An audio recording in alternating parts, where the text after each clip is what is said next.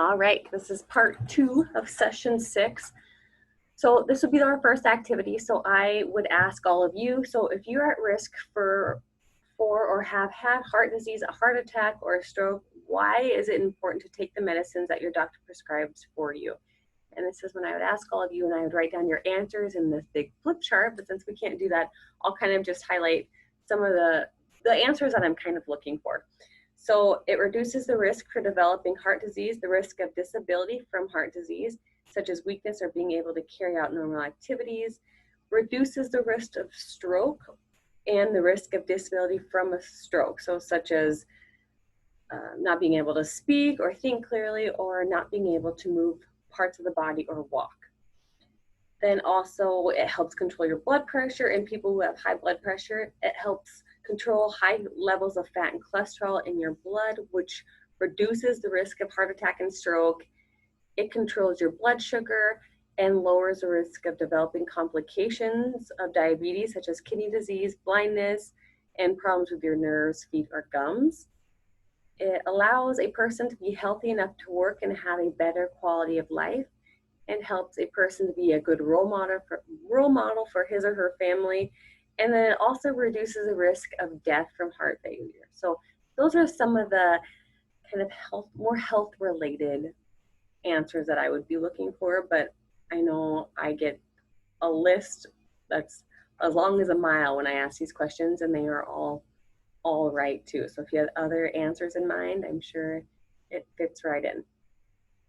And then the second activity I would ask, so what are some reasons why people do not take their medicine as advised by their doctor? And how can we overcome these roadblocks?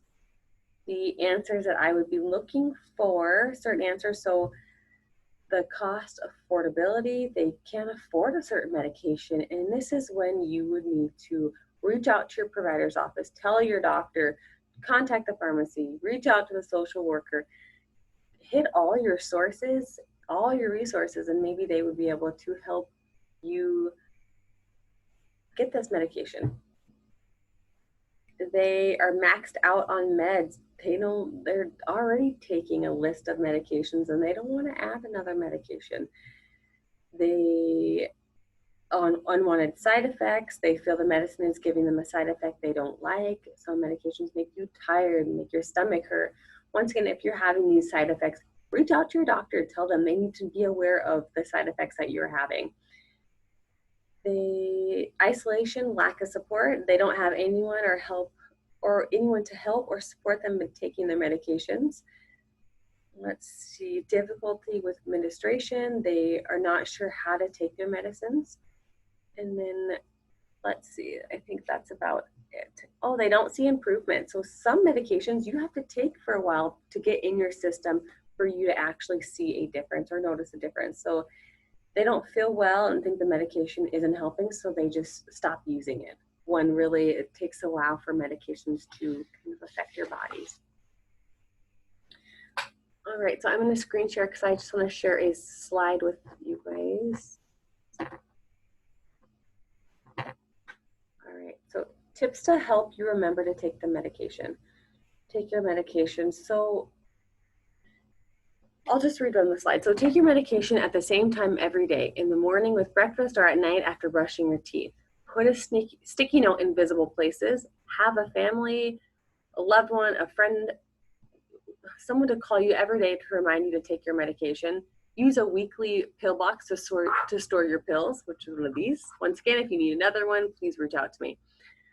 Write a reminder each day on a calendar, cross it off each time you take your dose. So those are kind of easy ways that you can remember to take your medication. And if you have any other ways, this is when I'd ask you any other ways that you guys can think of or that you use that you'd like to share. And other responses could be, if you have a computer, program a reminder to pop up every day when it starts up. Remember to fill your prescription before you run out. Every time you make a refill, make a note on a calendar to pick up the next refill 1 week before the medicine is due to run out. And then talk to your doctor and your pharmacist about medication synchronization or bubble packs. All right, so next slide. Oops.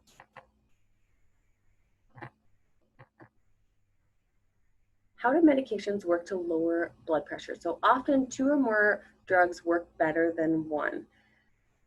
Some drugs remove extra fluid and salt from your body, and then some drugs slow down the heartbeat, and then some drugs relax and widen the blood vessels. So it just depends on what type of blood pressure medications you use. There is a lot on the market right now. So whatever you're using, your medication might be doing some of these ways to lower your blood pressure. If you turn to page 7 and 8 in your workbooks, medication for high blood pressure. And so there are different types of blood pressure medications. There is a diuretic, so also called water pills. You may be more familiar with that name. It helps the kidneys flush excess water and salt from the body to reduce the amount of fluid in the blood. There is beta blockers, helps the heart beat slower and less forcefully. And angiotensin, so ACE inhibitors. It stops the body from making a hormone called angiotensin 2. This hormone causes blood vessels to narrow.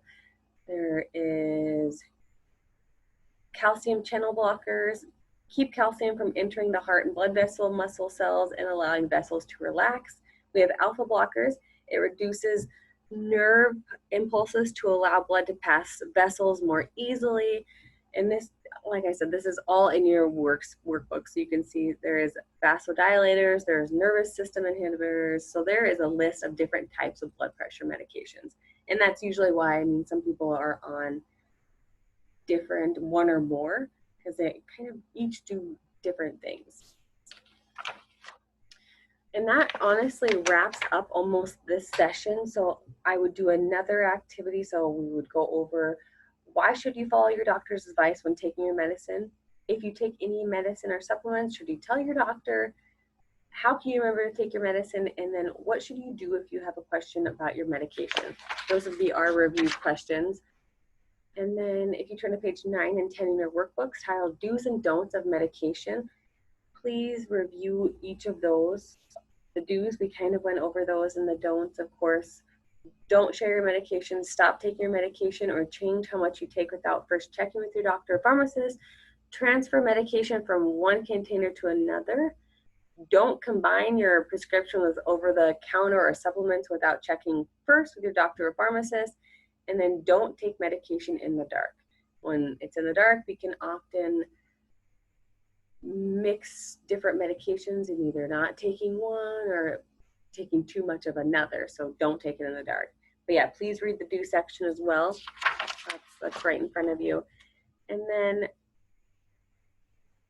also, if you turn to page 10 and 11 in your workbooks and fill out those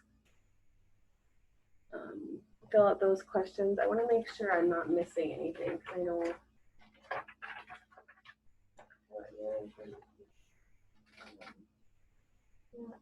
And once again, we kind of already went over this page of list your medications and your doctor, and so please fill in the blanks for those. Fill out that sheet and then transfer anything you think is necessary onto this card. So it's kind of doing what we already did in a way, but I know it's asking a couple more questions. We have our session 6 review, which is on page 13. Please answer those questions, and feel free to use your workbook, go back. And then also your action plan. So turn to page 14 and 15 in your workbooks, and it gives you a couple ideas, session 6 ideas for the action plan on page 14, and then 15 would be you writing your action plan, and hopefully it is something kind of based around medication management. If you are currently not taking any medication, if you would like to take even if you would like to take a vitamin and you're not taking a vitamin every day, that can be on your action plan. If you absolutely do not want to take any sort of medication, you can absolutely do an action plan based around nutrition, again, physical activity, or making sure if you're having trouble checking your blood pressure every day, you can use that as part of your action plan as well, that you will check your blood pressure every single day, the same time each day, all week long. So, and then after this session, we should be you will be in your personal health diary. You will be keeping track of your blood pressure, your steps per day, your sodium intake, your fruits and vegetable servings, and then you will also be either answering yes or no if you're taking your medication as prescribed. If you are not taking any medication, just put NA. And I think that wraps it up. If you have any questions, concerns, please feel free to reach out to me. If you would like me to check your blood pressure or take a look at your machine if it's acting if it's not working right, please feel free to reach out to me. I'd be more than happy to take a look at it or check your blood pressure for you. But in the meantime, I will see you guys session 7. We have 2 more sessions to go, so please hang in there. And yeah, all right, everybody, I will see you in session 7. Thank you.